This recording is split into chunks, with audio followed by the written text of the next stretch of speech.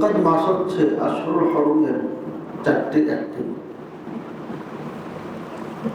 যুলকাদা, যুলহজ্জা, মুহররম আর ওইদিকে রমজান মাসের আগে রজব, এই চারটি মাসকে কোরআন কারিমে আশহুরুল হরম বলেছে। আশহুরুল হরম অর্থাৎ হারাম মাস।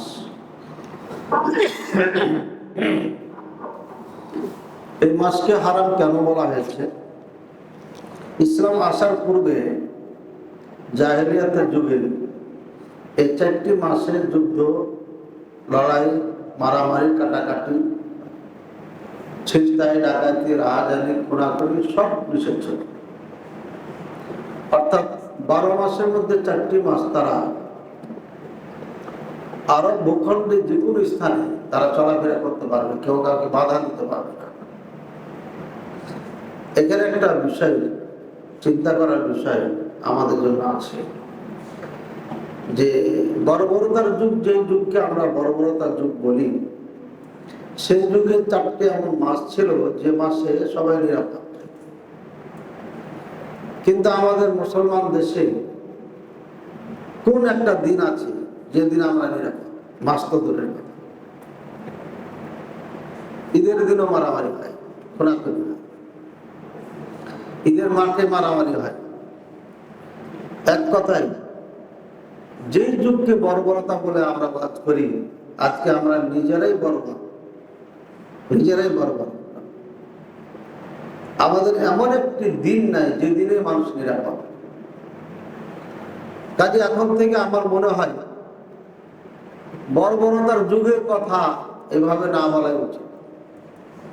বলা উচিত বর্তমান কঠিন বর্বরতার যুগের মানুষ আমরা।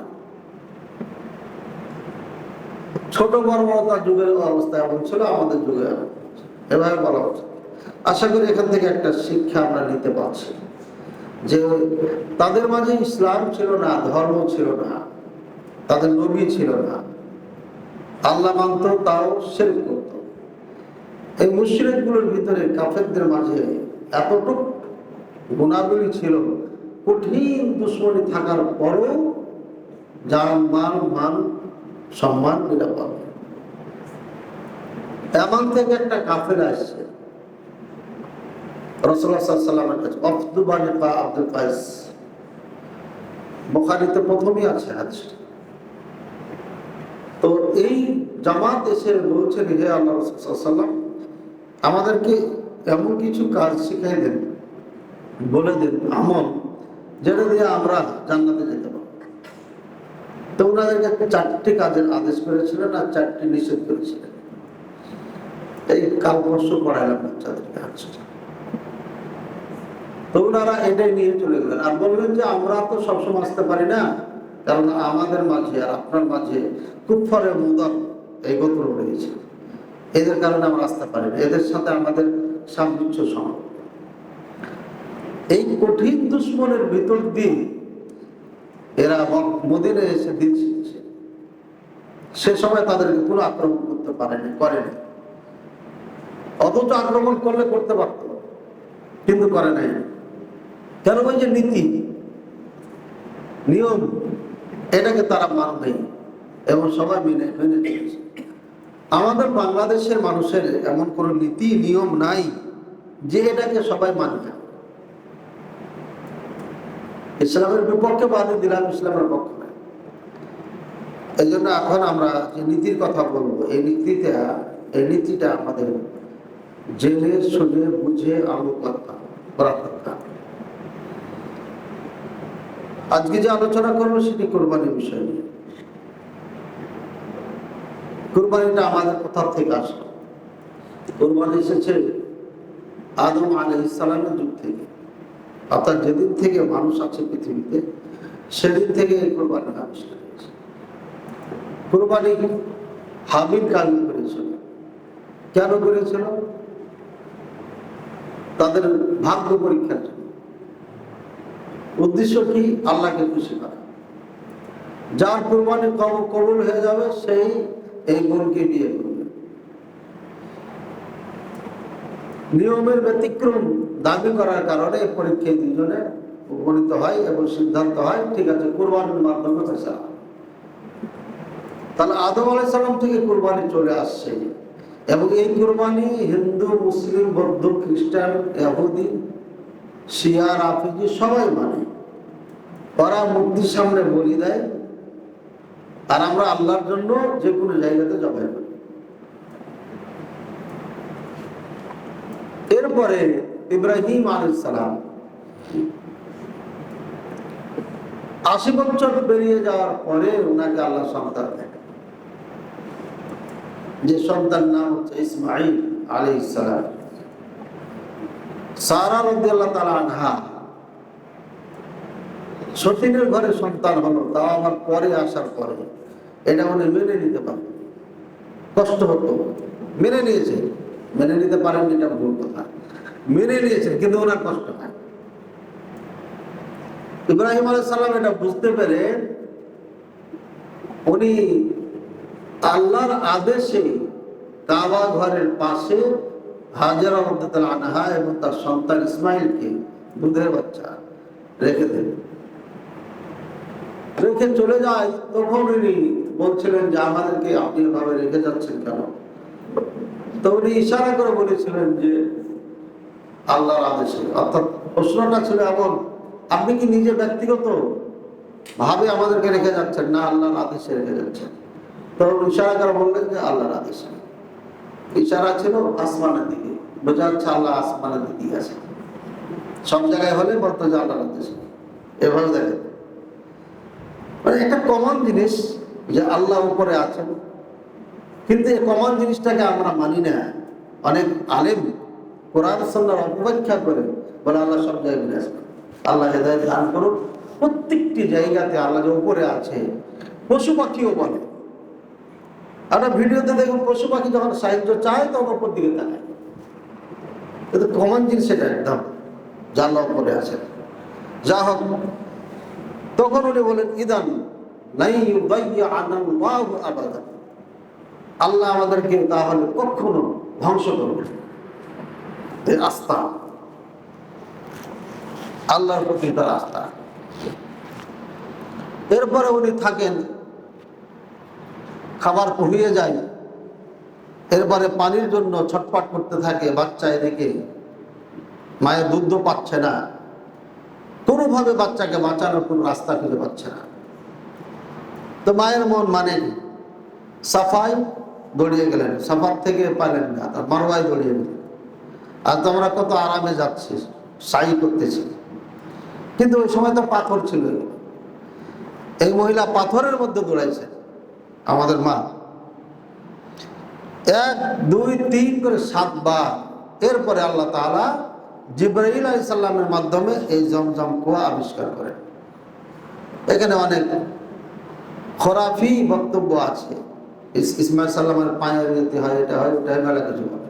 কিন্তু না, জিবরাইল সাল্লামের আঘাতে সেটা ঝর্ণা বের হয়, এবং হাজেরা রাদিয়াল্লাহু আনহা এটাকে বাদ দিচ্ছেন আর বলছে জমজম, মানে থামো থামো। রাসূলুল্লাহ সাল্লাল্লাহু আলাইহি ওয়াসাল্লাম বলছেন সেদিন যদি থামতে না বলতো মা হাজেরা রাদিয়াল্লাহু আনহা, তাহলে গোটা পৃথিবী এই জমজমের পানিতে সয়লাব হয়েছে যেত। এমন একটা বরকতময় কুয়া আল্লাহ আবিষ্কার করে দিলেন যে আজ পর্যন্ত এর পানি শেষ হচ্ছে না।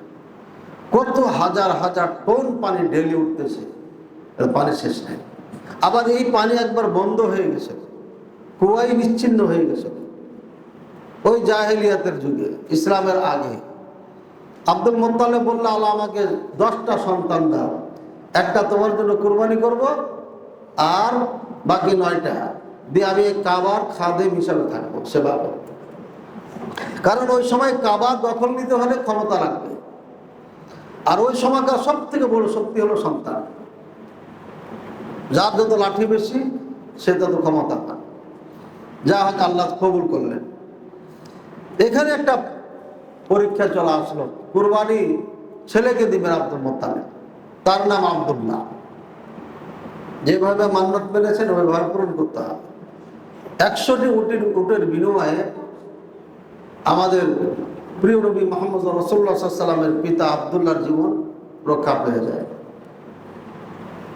এরপরে এখন কেউ কোনো মানুষকে যদি খুন করে এখনো 100টা উটের দাম দিতে হবে। সৌদি আরবে এখনো সে আইন আছে, এখনো আছে, ইসলামে দিয়া দিতে হবে। 100টা উটের দাম কত? এখন বর্তমানে 1 লাখ রিয়াল দিতে হয়। 1 লাখ রিয়াল মানে 10,000 টাকা করে ধরে। তো যা হোক, কারা করলে হাল। এবার এই কুয়ার পানি বন্ধ হয়ে গেছিল, তা বোঝা যাচ্ছে যে মাটিতে শিরক থাকবে, আল্লাহ নাফরমানি থাকবে, ওখানে বরকত থাকবে না। এখান থেকে আল্লাহ বরকত উঠিয়ে গেছিলেন। পরে আবার এই কুয়া আল্লাহ চালু করে দেন। যখন আব্দুল মুত্তালিব এই কাবার দায়িত্ব নেন, কাবার মর্যাদা রক্ষা করেন, তখনই আল্লাহ আবার এটা ওপেন করে দেন তাদের মাধ্যমে। এরপরে অমালাকা গোত্রের এক কাফেলা আসে, তাদের পানির খুব প্রয়োজন ছিল। দেখছে পাখি উঠতেছে, তাহলে বোঝা যাচ্ছে ওখানে লোক আছে, না পানি আছে। এসে দেখে মা আর সন্তান। পানি খাওয়ার পরে তারা অনুভব করলো এটা তো অসাধারণ পানি, এই পানি তো পৃথিবীতে কোথাও পাওয়া যায় না। পানি খাওয়ার পরে ক্ষুধা নাই, পিপাসা নাই, কেউ অসুস্থ নেই, সুস্থ হয়ে যায়। এবং রাসূলুল্লাহ সাল্লাল্লাহু আলাইহি ওয়াসাল্লাম বলছেন, মাউ জামজাম তা'আমুন, খাবারের কাজ করে, শুরবুল পানি পান করার কাজ করে, ওয়া দাওয়াউন ওষুধের কাজ করে। জমজমের পানি 3টা কাজ করে। মাউ জমজম লিমা শুরিবা লাহু, জমজমের পানি যে নিয়তে খাবেন সেই নিয়ত পূর্ণ হবে।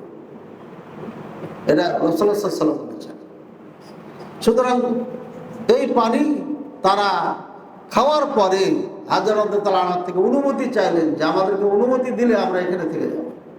আর হাজর রাদিয়াল্লাহু তাআলা আনহার প্রয়োজন ছিল এখানে মানুষের বসবাস কর, অনুমতি দিয়ে দিলেন। এই মক্কা নগরী গড়ে উঠলো। এই কাফেলা ছিল ইয়ামান থেকে, এই কাফেলা ছিল ইয়ামানের কাফেলা। আলা কুল্লি হাল, ইব্রাহিম আলাইহিস সালাম মাঝে মাঝে দেখতে যেতেন, মাসে একবার সন্তানটা। তাকে আল্লাহ একটা বরাক দিয়েছিলেন, একটা প্রাণী দিয়েছিলেন, খুব দ্রুত যাইতেন, দেখে আসতেন। এরপরে সন্তানের প্রতি ভালোবাসা এত গভীর হয়ে যায়, আল্লাহ তাআলা এটা পছন্দ করেন।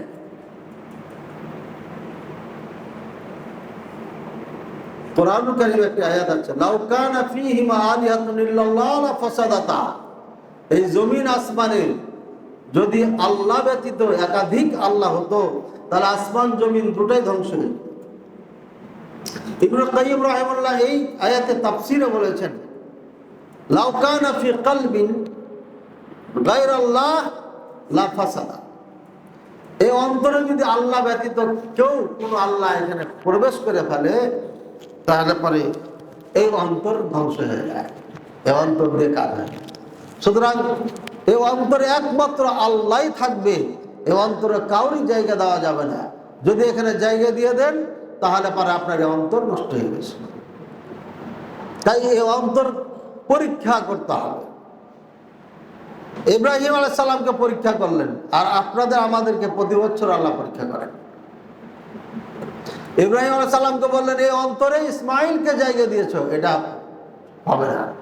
তাই এখন এই ঘটনায় বলতেছেন আল্লাহ তাআলা, ফালাম্মা বালাগা মা'হুস সা'য়া, যখন যৌবন কালে আসে অথবা আসে নাই, বড় হয়ে গেছে, সন্তানের প্রতি ওই সময় ভালোবাসা আরো বেশি হয়ে যায়। যখন এই অবস্থা পৌঁছলো তখন বললো, ক্বালা ইয়া বুনাইয়া ইন্নী আরা ফিল মানামি আন্নী আযবাহুকা ফানজুর মাযা তারা, হে আমার সন্তান, আমি স্বপ্নে দেখলাম তোমাকে জবাই করতেছি, এবার তোমার মতামত বলো। ক্বালা ইয়া আবাতি ইফআল মা তু'মার, হে আমার পিতা, আপনি যাহা আদিষ্ট হয়েছেন তাহা এখনই করেন, দ্রুতই করেন, কোনো আপত্তি নেই। ইয়া আবাতি ইফআল মা তু'মার, হে বাবা, হে আমার আব্বা, আপনি করুন যা আপনাকে আদেশ করা হয়েছে। বাবা তো বৃদ্ধ মানুষ আর সন্তান যুবক, তাই বলছেন সাতাজিদুনি ইনশাআল্লাহু মিনাস সাবিরিন, আমাকে ধৈর্য ধারণকারীদের মধ্য থেকে পাবেন। অর্থাৎ আপনি টেনশন করিয়েন না, আমি লাফালাফি দৌড়াদৌড়ি করবো না, আপনি আরামে জবাই করতে পারবেন। ফালাম্মা আসলামা, যখন দুই বাবা এবং ছেলে আল্লাহর কাছে পুরোপুরি প্রস্তুত হয়ে গেল, সারেন্ডার হয়ে গেল, ওয়াতাল্লাহু লিল জাবিন, যখন তাকে শোয়াই দেওয়া হলো জবাই করার জন্য, চোখে পট্টি বাঁধা, হাত বেঁধে দেওয়া, পা বেঁধে দেওয়া, কিচ্ছু নাই। আল্লাহ তো পরীক্ষা করছেন, তিনি তো নবী, তার সন্তানও নবী হবে। পরীক্ষায় পাস করা মানুষ এ রশ্মি বাঁধা চোখ বেঁধে দিয়ে এটা কি নবী হওয়ার যোগ্যতা রাখে? রাখে না। কাজে এগুলো যত বাড়িয়ে যারা বলে জাল হাদিস, দুর্বল হাদিস, এ তত আপনার ইসলামকে ক্ষতবিক্ষত করে, প্রশ্ন যুক্ত করে, প্রশ্ন মুক্ত করে না, ত্রুটি যুক্ত করে, ত্রুটি মুক্ত করে না। এই জন্য দুর্বল জাল হাদিসের দিকে যাওয়াই যাবে, সবসময় মনে রাখবেন। তারপরে বলছেন ওয়ানাদাইনাহু ইয়া ইব্রাহিম, যখন শোয়াই দিয়েছেন এবার ছোরা চালাবেন, প্রস্তুত, সম্পূর্ণ প্রস্তুত। আল্লাহ তাআলা তখন ডাক দিলেন ওয়ানাদাইনাহু ইয়া ইব্রাহিম, আমরা ডাক দেব, হে ইব্রাহিম কদ সাদ্দাক্তার রুইয়া, আপনি স্বপ্ন পরিপূর্ণ করেছেন, আপনি স্বপ্ন পরিপূর্ণ করেছেন, আপনি স্বপ্ন বাস্তবায়ন করেছেন। সুতরাং ইন্না কাযালিকা নাজজিল মুহসিনিন, আমি মুহসিনদেরকে এভাবেই প্রতিদান দিয়ে থাকি।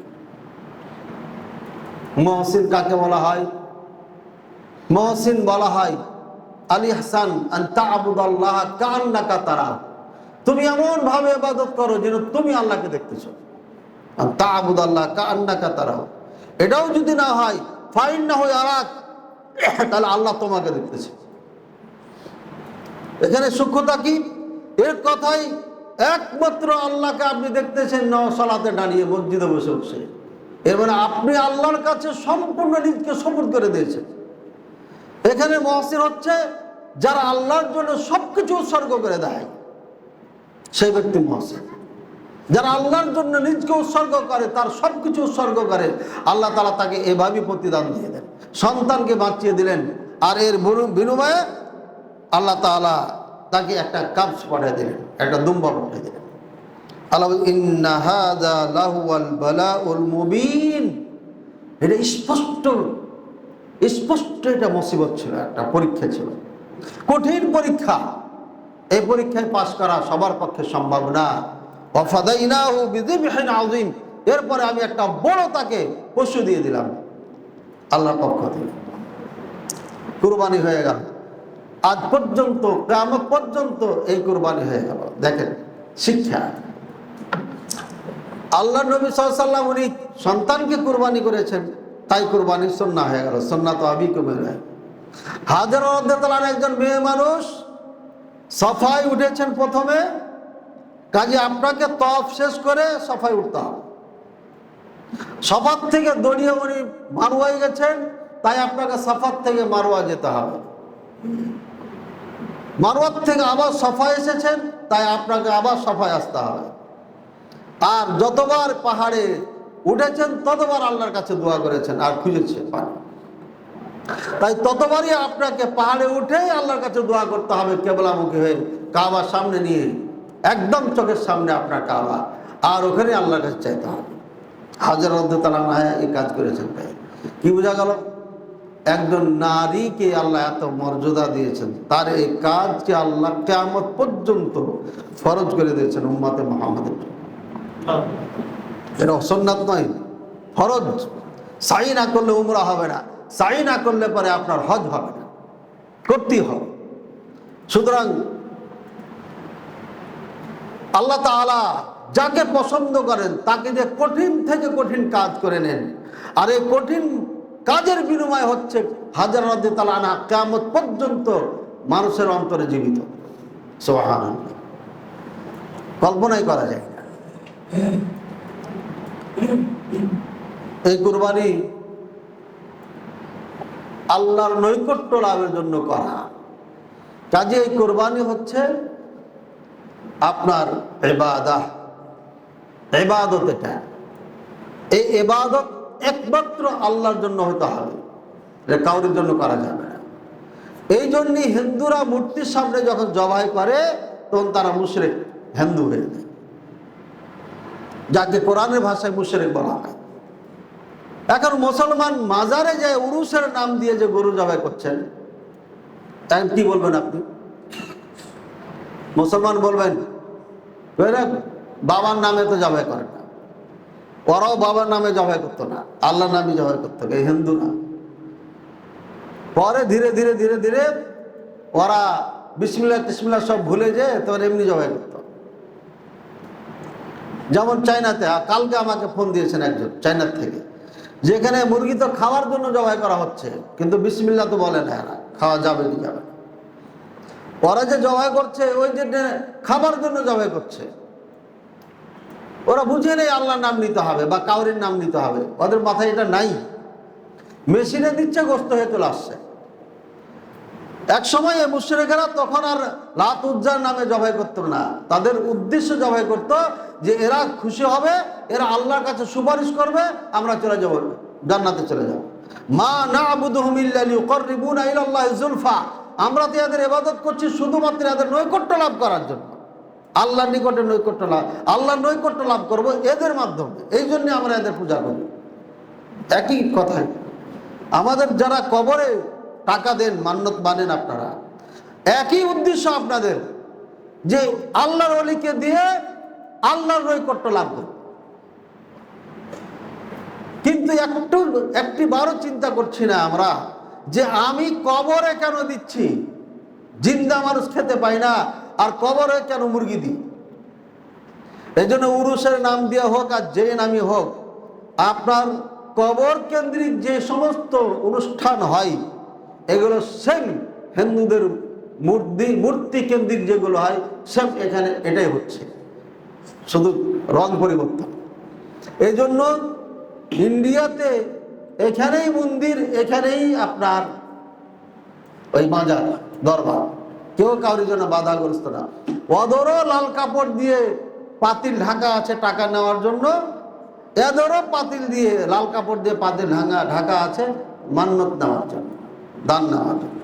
একই সিস্টেমে চলছে। আপনি যান, আপনি কলকাতায় যান, কলকাতায় দেখতে পাবেন।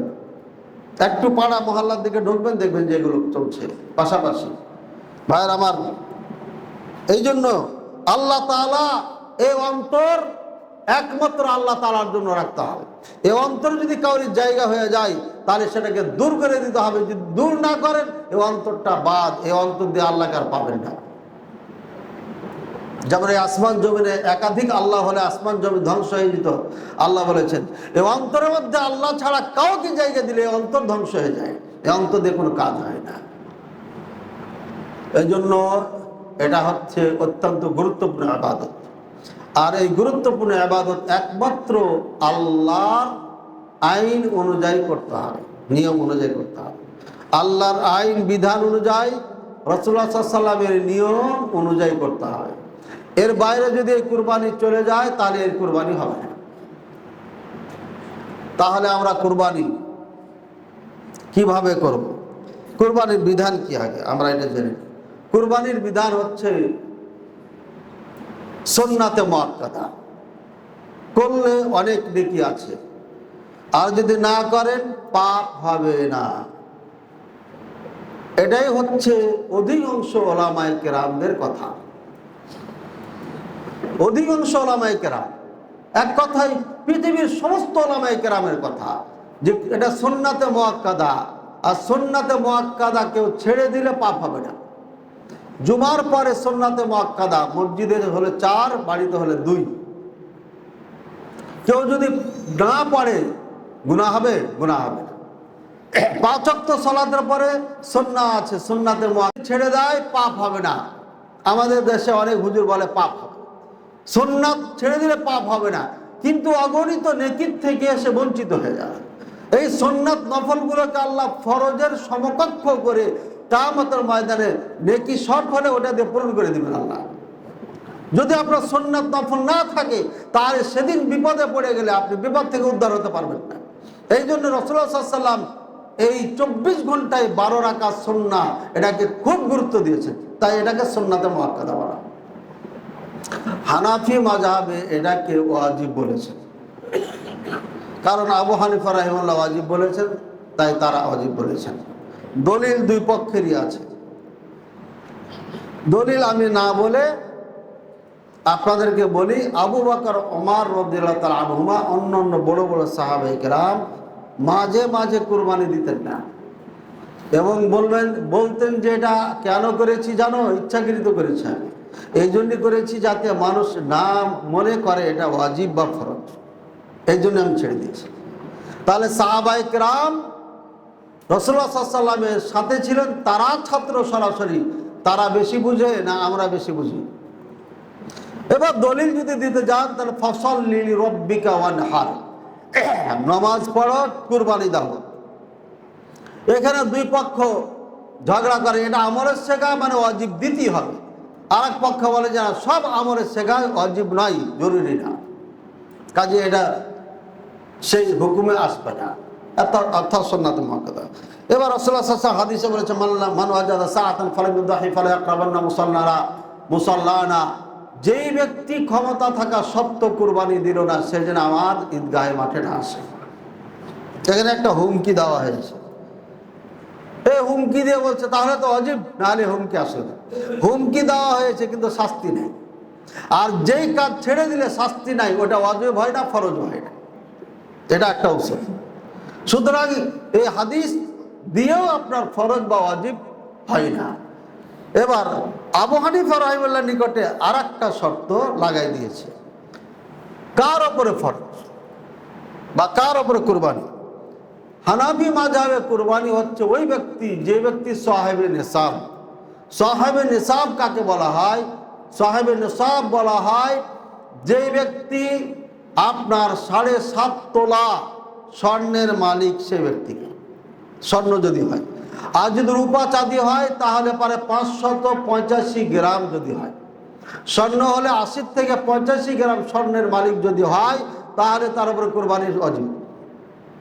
অথবা 585 গ্রাম চাঁদির, রূপা চাঁদি যদি মালিক হয় তাহলে কুরবানি ওয়াজিব, না হলে ওয়াজিব না। এটা হানাফি মাযহাব। আসলে ফতোয়া কি? আসলে ফতোয়া হচ্ছে এখানে সাহেবে নিসাবের কোনো সম্পর্ক নেই। সাহাবায়ে কেরামদের মাঝে এমন ছিল, একজন ব্যক্তি ঈদের সালাতের আগে কুরবানি করেছে, সন্তানদেরকে খাওয়াবে, বা পাশে এক প্রতিবেশী ছিল গরিব, তাকে দেওয়ার জন্য রাসূলুল্লাহ সাল্লাল্লাহু আলাইহি ওয়াসাল্লামকে বললেন যে ইয়া রাসূলুল্লাহ যাবাহাতু শাতি ক্বাবলা সালাহ, আমি সালাতের আগে আমার বকরি জবাই করে ফেলেছি। কজা আইদ, আবার কুরবানি দাও। মা ইনদি শাই ইল্লা মাইজ আও না কে ধরনের একটা শব্দ ব্যবহার করে, যে আমার কাছে একটা বাচ্চা আছে, তবে বাচ্চা ওই বকরির থেকে ভালো, ছোট। বলছে তুমি ওটা কুরবানি দাও, কিন্তু এটা তোমার জন্য আর অন্যর জন্য না। মানে এই মাসালা অন্যর জন্য না, শুধু তোমার জন্য। বোঝা যাচ্ছে যে আপনার এত গরিব মানুষ যে তার কাছে আর নাই, এই বাচ্চাটা আছে, বাচ্চাটাই আছে, তারপরে সে কুরবানি দিয়েছে। কুরবানি দিতে ভুল করে দিয়েছে, তখন আপনার প্রশ্ন আসে তাহলে আর একটা দাও। বলছে আমার কিচ্ছু নাই এই বকরিটা ছাড়া, তাহলে ওটাই দাও, এটা তোমার জন্য খাস, এরপরে আর কেউ দিবে না, শর্ত ছাড়া। সম্মানিত মুসল্লি কেরাম, সাহাবায়ে কেরামের যুগেই রাসূলুল্লাহ সাল্লাল্লাহু আলাইহি ওয়াসাল্লাম এটা বুঝিয়ে দিয়েছেন, এটা সাহেবে নিসাবের জন্য নয়, সবার জন্য। এটা যে পারবে, মান ওয়াজাদা সাআতান, যার ক্ষমতা আছে সেই দিবে। একটা গরিব মানুষ দিনমজুর কাজ করে, তার কিছু আপনার একটা ছাগল আছে, একটা খাসি আছে, এটা দিতে পারবে সে, কাজে সে দিয়ে দিবে। আর যদি বলে না দিব না, এই সমস্যা আছে, এই সমস্যা, তারও কোনো সমস্যা নাই, পাপ হবে না। আশা করি বুঝতে পেরেছেন। কুরবানির জন্য আপনারা জানেন 4টি জিনিস হলে কুরবানি হবে না। আল আওরাউল বাইয়িন আওরুহা, ওয়াল মারিদাতুল বাইয়িন মারাদুহা, ওয়াল আরজাউল বাইয়িন দালউহা, ওয়াল কাসিরাতুল লাতী লা তানকা। ন্যাংরা কানা এমন অসুস্থ যেটা আর ভালো হবে না, এ সমস্ত যদি কোনো গুণ থাকে তাহলে কুরবানি হবে না। আপনার কান কাটা, নাক কাটা, পা কাটা, ভাঙ্গা, ন্যাংরা খোড়ায় খোড়ায় হাঁটে, অথবা কানা, এগুলো কোরবানি হবে না। শিং ভেঙে গেছে, হবে না। তবে ভাঙা আবার কাটার পরিমাণ আছে। অনেক সময় চিহ্নর জন্য কান একটু কেটে দেয়, অনেক সময় এটা করে, এই কান সমস্যা নেই।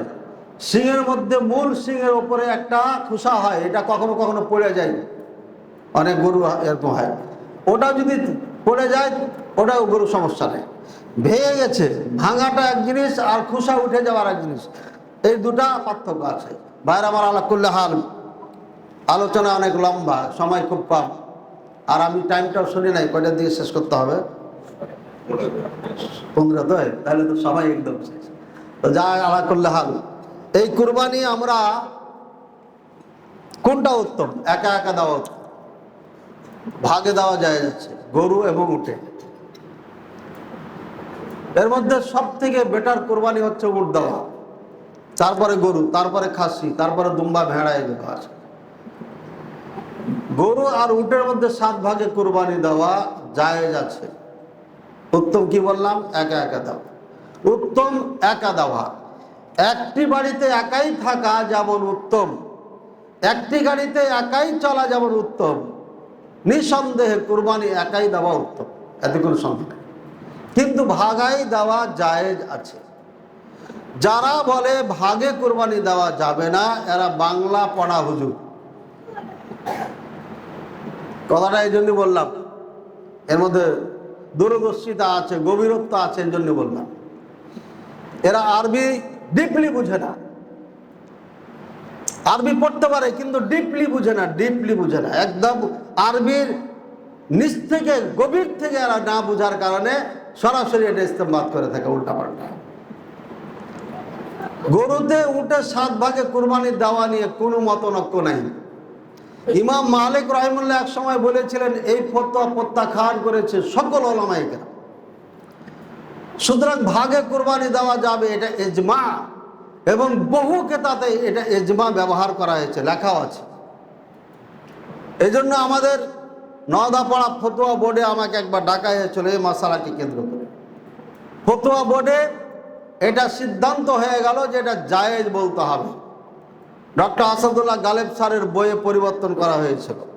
ওনার একটা চ্যানেল আছে আত-তাহরিক অনলাইন টিভি, সেখানেও বলা হয়েছিল। এবং স্যার নিজেও বক্তব্যতে খুতবায় বলেছিলেন জায়েজ আছে। কিন্তু পরবর্তীতে আমি শুনি চারিদিক থেকে ফোন আসতেছে, এত দিনের মাসালা কেন চেঞ্জ করলেন, এত দিনের মাসালা কেন চেঞ্জ করলেন? এই চাপে আবার বক্তব্য পরিবর্তন হলো। বলছেন যে একটা গরুর মাথা কয়টা হয়? কয়টা হয় বলেন? একটা, এটা তো কমন জিনিস। তো একটা মাথা কেমনে 7 জন হয়? এটা তো যুক্তি আছে না? যুক্তি তো, কথা তো ঠিক আছে। আচ্ছা বলেন তো, সফরে কো জায়েজ আছে 7 ভাগে? হাদিসগুলো তো সব সফরের কথা বলা হয়েছে। তাহলে সফরে কয়টা মাথা ছিল? একটা। তো সফরে এক মাথা দিয়ে যদি 7 জন চলে, তাহলে হজরে বাড়িতে থাকলে কেন চলবে না? একই তো কথা। ওখানে এক মাথা দিয়ে 7 জন চলে, তো এখানে কেন চলবে না? বলবেন যে ঠিক আছে বুঝে নিলাম, তো সাহাবায়ে কেরাম যে করেন নাই, রাসূলুল্লাহ সাল্লাল্লাহু আলাইহি ওয়াসাল্লাম যে মুকিম অবস্থায় করেন নাই, রাসূলুল্লাহ সাল্লাল্লাহু আলাইহি ওয়াসাল্লাম মুকিম অবস্থায় তায়াম্মুম করেছেন না? সাহাবায়ে কেরাম সবাই তায়াম্মুম করতেন? এটা তো সফরে হয়েছে। তাই 36টা মাসালা আছে সফরে, আল্লাহ তাআলা রাজি দিয়েছেন এই বিধান। এটা কখনো হজের প্রয়োজন হয়, কখনো হয়ই না, সারা জীবনে হতে হবে। সুতরাং যুক্তি দিয়ে ইসলাম চলে না। আর দিন ইসরুন, দিন আল্লাহ আসান করেছে, একে কঠিন করা যাবে না। সাহাবায়ে কেরাম দিতেন না কেন? আপনাকে এখনো সৌদি আরবে যারা হজে যাচ্ছেন আপনি দেখবেন, আমাদের ময়না ভাই তো যাচ্ছেন, দেখবেন একটা বকরির দাম আমি যখন ছিলাম তখন 200 টাকাতে পাওয়া যেত, যেটা কুরবানির যোগ্য। কিন্তু একটা উট 10,000 রিয়ালের নিচে নেয়। যেটা 5,000 রিয়ালে পাওয়া যায়, এটা দাঁতই হয়নি, আপনি খোঁজ নিয়ে দেখবেন। বলেন না, আমি আরো কমাই দিলাম, 7,000-এ একটা উট পাওয়া যায় 7,000 টাকায়, তাহলে 7 জন দিলে কত করে হবে? 1,000 করে ভাগে পড়বে। আর ওই বাজারি বকরি, ভেড়া, খাসি পাওয়া যায় 200 টাকাতে। তো আমি 200 টাকাতে দিতে পারছি খাসি, আবার এটা গোস্ত তাদের কাছে প্রিয়। আরবেরা খাসি বেশি খায়, দুম্বা বেশি খায়, উট খায় কম, খুবই কম। আপনি বাজারে যে দেখবেন খাসি সব পাক হচ্ছে, খাসি গোটা গোটা খাসি খাচ্ছে। আর দুম্বা খায় কখন? যখন ব্যাপক একটা আয়োজন করা হয় তখন দুম্বা খায়, ই খায়, উট খায়। এখনো 1 নম্বর কারণ সস্তা, 2 নম্বর কারণ বাড়ি বাড়িতে খাসি থাকতো, বকরি থাকতো, উট থাকতো না। 3 নম্বর কারণ উট যুদ্ধের জন্য দরকার ছিল। 4 নম্বর কারণ উট দিয়ে তারা ট্রাকের কাজ করতো, ট্রাক, এখনকার ভুটভুটি ট্রাক আছে না, ট্রাকের কাজ করতো, বিশাল বহন করতে পারে উঠে। 5, এই উট হচ্ছে আপনার যে কোনো জায়গায় সফর করার জন্য একটা কার বলতে পারেন বা বাহন, এক কথায় যে কোনো জায়গায় যেতে পারেন। উটকে সফিনাতুস সাহারা বলা হয়েছে, মরুভূমির এটাকে জাহাজ বলা হয়েছে। মরুভূমিতে উটি চলতে পারে, ঘোড়াও চলতে পারে না, কিছুক্ষণ পরে গলা শুকিয়ে ঘোড়া মারা যাবে, কিন্তু উট মারা যাবে না। 40 দিন পর্যন্ত পানি রাখতে পারে এখানে। আল্লাহ এই গুদাম দিয়ে দিয়েছে, পানির ট্যাঙ্কি দিয়ে দিয়েছে তার ভিতরে। আল্লাহ, যখন মানুষ পিপাসিত হয়ে যায় তখন উট জবাই করে পানি বের করে খায় ওরা। এদিকে গোস্ত খাওয়া হয়ে গেল, তাদের খাবার আয়োজন হয়ে গেল, পানিও পেয়ে গেল তারা। এতগুলো পানি তারা রাখতে পারে, উটে রাখতে পারে। সেই সময় উটের অত্যন্ত প্রয়োজন ছিল। আর যেহেতু এটা ফরজ ওয়াজিব নয়, তাই উট কুরবানি দেওয়ার প্রয়োজনতাই মনে করেনি তারা। তা আমরা বাঙালিরা দিচ্ছি কেন? বাঙালি তো গরু ছাড়া বুঝেই না, কারণ আমরা তো নিজেরাই গরু। রাগ করছেন? আমরা নিজেরাই গরু, আমরা ধর্ম বুঝি না, এই জন্য আমরা গরু। গরু খেতে খেতে আমরাও গরু হয়ে গেছি।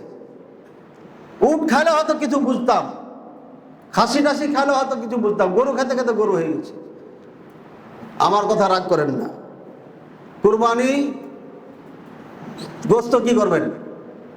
গরু কেন বললাম আমার মনে থাকলে আমি একটু ব্যাখ্যা দেবো আপনাদের। আচ্ছা, দিয়ে এখানে লাইন কেটে দিন। আজকে বাংলাদেশে বিজ্ঞ ওলামায়ে কেরাম যারা আছেন, তারা ইরানের যুদ্ধ নিয়ে কি বলছেন আপনারা শুনেছেন? যতগুলো মদিনায় লেখাপড়া করেছে, মদিনায় লেখাপড়া করে এখানে ইন্টার পাস করে আমরা যাইনি। আমার কথা আমি বলছি, আমি দেওবন্দের দাওরা হাদিস কমপ্লিট করার পরে আবার 4 বছর লেখাপড়া করে মদিনায় গেছি। ইদানিং ইন্টার পাস করে যেতে পারে, কিন্তু ওখানে কমপক্ষে অনার্সের 4 বছর পড়তে হয়। আমার কথা আমি বলছি, দেওবন্দ থেকে দাওরা পাস করার পরে মদিনায় গেছি, নাকি মদিনায় যাওয়ার আগে 4 বছর? তাহলে মোট 8 বছর আমি এরাবিয়ানদের কাছে পড়েছি, 8 বছর। এখন একজন এই বাংলাদেশে কামেল পাস অথবা কোনো এক মাদ্রাসাকে দাওরা পাস করে বলছে যে মুখলেস মাদানি ভুল ফতোয়া দিয়েছে, খাস করে আরবের ব্যাপারে। কারা বেশি জানবে? যারা আরবি ভাষায় দক্ষ বেশি তারা, না যারা আরবি ভাষা বুঝে না তারাই বেশি পারে? আজকে মিডল ইস্টে যে ঘটনা ঘটছে, কখন থেকে? যখন থেকে ইসলাম এসছে, ওমর রাদিয়াল্লাহু তাআলা আনহু জামানাত থেকে যে ঘটনা ঘটে আসছে, একটা করে আমি 19টা পয়েন্ট নোট করেছি। 19 বার এই মুসলমানকে হত্যা করা হয়েছে। এই 19 বারই এই শিয়ারা মুসলমানকে হত্যা করেছে। আমার এক আলোচনাতে আলোচনা আছে, নাম ধরে ধরে বলেছি, আপনারা খালি ইতিহাস পড়ে নেবেন। এই যে ইরাকে বাগদাদে যতবার যুদ্ধ হয়েছে ততবারই এই শিয়ারা নিয়ে এসছে যুদ্ধ। এই কিছুদিন আগে যে ইরাকে সাদ্দামকে হত্যা করেছে, কে করেছে? আমেরিকা। আমেরিকাকে কে নিয়ে এসছিল বলেন না কেন? ইরানের শিয়ারা নিয়ে এসছিল। আফগানে কে নিয়ে এসছিল? ইরানি শিয়ারা, ইরাকের শিয়ারা। লেবাননে গাদ্দাফিকে মেরে তৎনাজ করেছে কারা? এই ইরানি শিয়ারাই নিয়ে এসছিল আমেরিকাকে। সিরিয়াতে বাশারকে সহযোগিতা করেছিল কেটা? ইরান। গাজার থেকে 50,000 মুসলমান ইরাকে আশ্রয় নিয়েছিল। 50,000 না, আরো বেশি। 50,000 মুসলমানকে একই রাত্রে হত্যা করেছে এই ইরানি শিয়ারা, ইরাকের শিয়ারা। আর আপনারা মায়া কান্না কাঁদছেন, বলছেন মাজলুম। আল্লাহকে সাক্ষী রেখে বলছে, আমি একাধিক মিডিয়ার থেকে শুনেছি, এরাবিয়ান বক্তা, উর্দু বক্তা, ফার্সি বক্তা, সবার থেকে মানে ডজনের বেশি হবে আলেম থেকে শুনেছি, 1.5 কোটি মুসলমানকে হত্যা করেছে এই ইরানের শিয়ারা 15 বছরে। আর ইসরায়েলের ইহুদিরা, এটা সূত্র আমাদের দুশ্মন, এটা কোরআনের ঘোষণা। দুশ্মন তো দুশ্মন, ওকে অত বলা করা দরকারই নেই। বাড়ির মধ্যে 5 সন্তানের 1 সন্তান দুশ্মনী যদি করে, এটা বেশি আলোচনা হয় বাড়িতে, হয় না? হয় না? এটা ঘরের দুশ্মন, আমাদের পোশাকের দুশ্মন। এরা 15 বছরকে 1.5 কোটি মুসলমানকে হত্যা করেছে। আর ইসরায়েল 75 বছরে 1.5 লাখ মুসলমানকে হত্যা করেছে, তাই এক দেশে করেছে, সব দেশে। আর হিজবুল্লাহ, হুদি, হামাস, এই জঙ্গি সংগঠনগুলো কে তৈরি করেছে বলেন? এরা কি কোনো রাষ্ট্রের আপনার নির্বাচিত সরকার? নির্বাচিত সরকার না। এরা ইরানের মদদে মিসাইল তৈরি পর্যন্ত করেছে, রকেট তৈরি করেছে, পুরা এলাকা দখল করে রাজত্ব কায়েম করে ফেলেছে এই জঙ্গি সংগঠনগুলো। এরা জঙ্গি সংগঠন, রাষ্ট্রের বিপক্ষে এরা কাজ করেছে, করে এক এলাকা দখল করে রাজশাহীতে তলে তলে আন্ডারগ্রাউন্ডে মিসাইল আর সবকিছু তৈরি করে পুরা যমুনা ঘেরাও করে ফেলেছে, এদিকে আসলে মারবে। এত শক্তি অর্জন করেছে যে আমাদের সরকার পুরা ক্ষমতা দিয়ে এদের এখানে ঢুকতে পারছে না।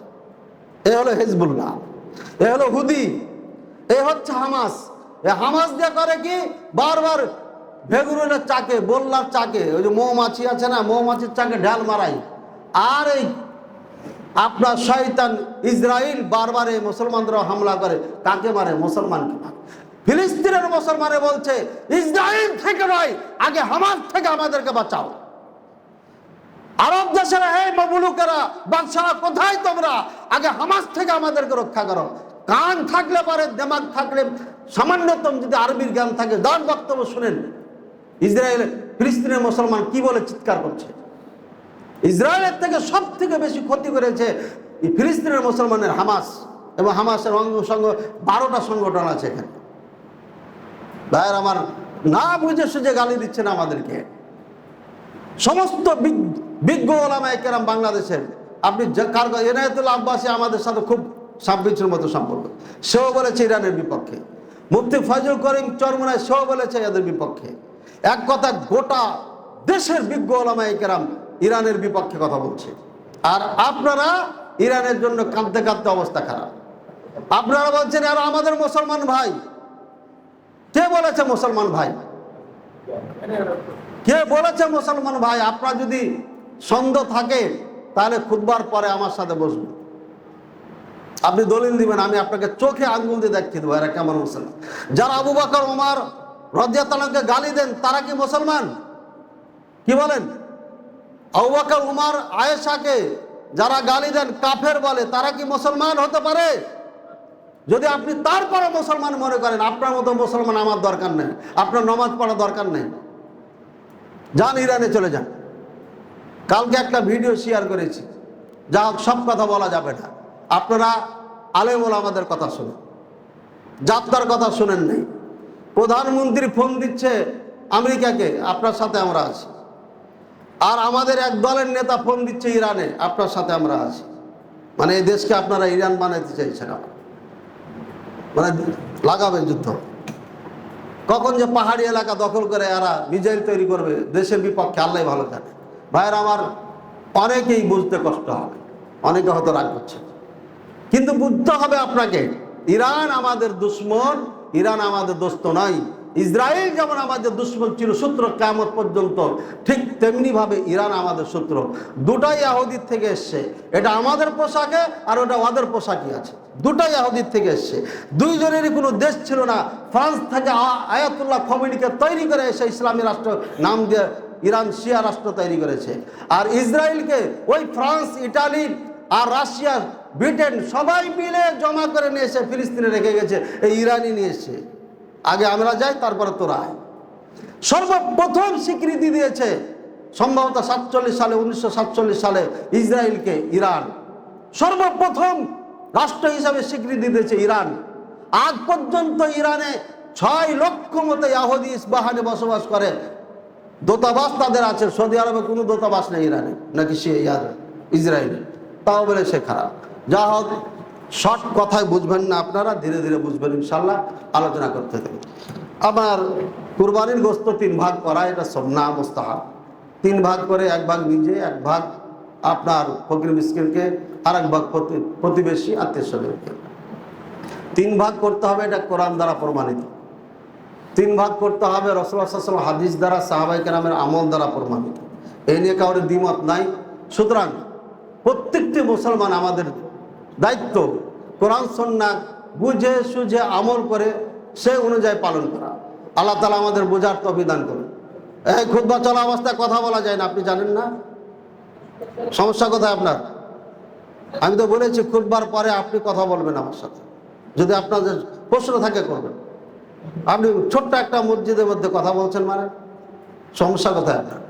অবশ্যই নামাজের পরে বসবেন না। আল্লাহ তাআলা আমাদের সবাইকে বোঝার তৌফিক দান করুন। আল্লাহ আমাদের গুনাহ খাতাকে তুমি মাফ করে দাও, সরল সোজা পথে চলার তৌফিক দান করো। আল্লাহ ইহকাল পরকালে আমাদের কামিয়াব করুন, সফল করুন। আল্লাহ আমাদের মাঝে যারা অসুস্থ আছে সুস্থতা দান করুন। আল্লাহ যারা জুলুমের শিকার তাদেরকে তুমি হেফাজত করো। আল্লাহ যারা জুলুম করছে জালেম তাদেরকে আল্লাহ তুমি হেদায়েত দান করো। আল্লাহ আমাদের মাঝ থেকে যারা বিদায় নিয়ে গেছে, কবরে কীভাবে আছে জানি না, আল্লাহ তাদেরকে তুমি দয়া করো, তাদের প্রতি তাদেরকে ক্ষমা করে দাও, তাদের কবরকে জান্নাতের টুকরা বানিয়ে দাও। আল্লাহ আরব দেশে ইহুদিদের জুলুম অত্যাচারের শিকার এই ইসরায়েল বহু জুলুম করেছে মুহাম্মদের উপরে, মুসলমানদের উপরে, এখনো করছে। আল্লাহ এই জালেমদেরকে তুমি ধ্বংস করে দাও। আল্লাহ সাথে সাথে ইরান এই জালেমকে ধ্বংস করো, আমেরিকা এই জালেমকে ধ্বংস করো। আল্লাহ চীন, আল্লাহ এরাও মুসলমানদের উপরে অত্যাচার জুলুম করে যাচ্ছে, এদেরকে ধ্বংস করো। আল্লাহ ইন্ডিয়ার মুসলমানদের উপরে বর্তমান সরকার নির্যাতন নিপীড়ন চালিয়ে যাচ্ছে, আল্লাহ তুমি এদেরকে ধ্বংস করো। আল্লাহ মায়ানমারে মুসলমানকে হেফাজত করো, তাদের দেশে ফিরে যাওয়ার তৌফিক দান করো এবং এই জালেমদেরকে তুমি ধ্বংস করো। আল্লাহ আল্লাহ গোটা পৃথিবীর মুসলমানকে তুমি হেফাজত করো, আল্লাহ সাহায্য করো। আল্লাহ গোটা পৃথিবীর মুসলমানকে ঐক্যবদ্ধ হয়ে দুর্য তৈরি করে এই কাফেরদের বিপক্ষে যুদ্ধ করা, জিহাদ করার তৌফিক দান করো। আল্লাহ সিরিয়াকে ইমাম মাহাদির জন্য প্রস্তুত করে দাও। আল্লাহ আল্লাহ আমাদেরকে ইমানে বলে বলিয়ান হক তৌফিক দান করো। আল্লাহ ও সাল্লাল্লাহু আলা নবিয়িনা মুহাম্মদ ওয়া আলা আলিহি ওয়া সাল্লাম।